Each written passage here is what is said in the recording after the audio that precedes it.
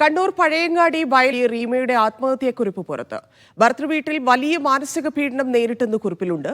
എല്ലാ പീഡനങ്ങൾക്കും ഭർത്താവ് കമൽരാജ് കൂട്ടുനിന്നു. തന്നെയും കുട്ടിയെയും അമ്മയുടെ വാക്കുകേട്ട് ഭർത്താവ് ഇറക്കിവിട്ടു. മകനൊപ്പം ജീവിക്കാൻ അനുവദിക്കില്ലെന്ന് തോന്നിയതുകൊണ്ടാണ് ജീവനൊടുക്കുന്നതെന്നും കുറിപ്പിൽ പറയുന്നു.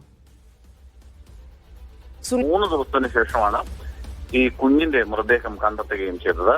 അന്ന് തന്നെ വലിയ ആരോപണം ഈ സംഭവവുമായി ബന്ധപ്പെട്ട് ഉയർന്നിരുന്നു. അതായത് ഭർത്തൃ വീട്ടുകാരാണ്, അവിടുത്തെ പീഡനമാണ് ഇതിനൊക്കെ കാരണം എന്ന തരത്തിലുള്ള ആരോപണങ്ങൾ അവരുടെ അടുത്ത ബന്ധുക്കൾ ഉന്നയിച്ചിരുന്നു. ഇതിനെ സ്ഥിരീകരിക്കുന്ന തരത്തിലുള്ള ആത്മഹത്യാ കുറിപ്പാണ് ഇപ്പോൾ കുടുംബം പുറത്തുവിട്ടിരിക്കുന്നത്. ഭർത്തൃ വീട്ടിൽ നേരിട്ടത് വലിയ മാനസിക പീഡനമാണെന്ന് റീമയുടെ ആത്മഹത്യാ കുറിപ്പിൽ പറയുന്നു. ഭർത്തൃമാതാവ് ഒരിക്കലും ഒരു സമാധാനം നൽകിയിട്ടില്ല.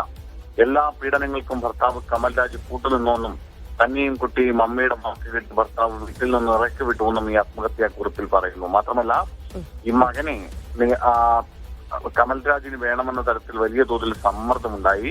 മകനൊപ്പം ജീവിക്കാൻ അനുവദിക്കില്ലെന്ന് ഭീഷണിപ്പെടുത്തി, അതുകൊണ്ടാണ് ജീവൻ ഒടുക്കുന്നതെന്ന് ഈ ആത്മഹത്യാ കുറിപ്പിൽ പറഞ്ഞിരുന്നു. ഗൾഫിലുണ്ടായിരുന്ന ഭർത്താവ് കമൽരാജ് എത്തുന്നതിന് 2-3 ദിവസത്തിന് മുമ്പാണ് ഇത്തരത്തിൽ ആത്മഹത്യ ഉണ്ടാവുന്നത്. അതായത് കമൽരാജ് എത്തിക്കഴിഞ്ഞാൽ കുട്ടിയെ വിട്ടുകൊടുക്കേണ്ടി വരുമെന്ന ഭയമാണ് ഒരുപക്ഷെ ആത്മഹത്യയിലേക്ക് നയിച്ചതെന്നാണ് കരുതുന്നത്. മാത്രമല്ല, തന്നെ പോലുള്ള പെൺകുട്ടികൾക്ക് ഈ നാട്ടിൽ നീതി കിട്ടില്ലെന്നും കൊന്നാലും ചത്താലും നിയമം കുറ്റം ചെയ്തവർക്കൊപ്പമാണെന്നും ഈ ആത്മഹത്യാ കുറിപ്പിൽ റീമ എഴുതിയിട്ടുണ്ട്. മനസ്സിലായി. സുനിൽ, ഇതിന്റെ അന്വേഷണം എങ്ങനെയാണ് നടക്കുന്നത്? ഇപ്പൊ ആത്മഹത്യാ കുറിപ്പ് കൂടി വന്ന സ്ഥിതിക്ക് കൂടുതൽ പേരെ പ്രതി ചേർക്കാനില്ലെങ്കിൽ അത്തരത്തിലൊരു നീക്കത്തിലേക്ക് ആയിരിക്കില്ലേ പോലീസ് കടക്കുക?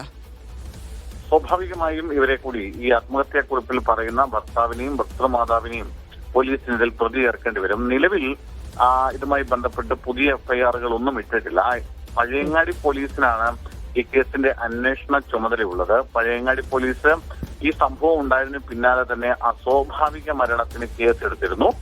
ആ എഫ്ഐആർ മാത്രമാണ് ഇപ്പോൾ നിലവിലുള്ളത്. അതിനുശേഷമാണ് ഇന്നലെ വൈകുന്നേരത്തോടുകൂടി പഴയങ്ങാടി എസ്എച്ച്ഒയുടെ നേതൃത്വത്തിലുള്ള പോലീസ് സംഘം ഇവരുടെ വീട്ടിലെത്തുകയും അവരുടെ വീട്ടിൽ വന്നവരുടെ ബന്ധുക്കൾ അടക്കമുള്ളവരുടെ വിശദമായ മൊഴി രേഖപ്പെടുത്തുകയും ഒക്കെ ചെയ്തിട്ടുണ്ട്. പക്ഷെ അങ്ങനെ അതിന് പിന്നാലെയാണ് ഈ ആത്മഹത്യാ കുറിപ്പും പോലീസിന് ബന്ധുക്കൾ നൽകിയിട്ടുണ്ട്. സ്വാഭാവികമായും ഈ ആത്മഹത്യാ കുറിപ്പിന്റെ അടിസ്ഥാനത്തിൽ ആത്മഹത്യാ കുറിപ്പിൽ പരാമർശിക്കുന്നവർക്കെതിരെ കേസെടുക്കേണ്ടതുണ്ട്.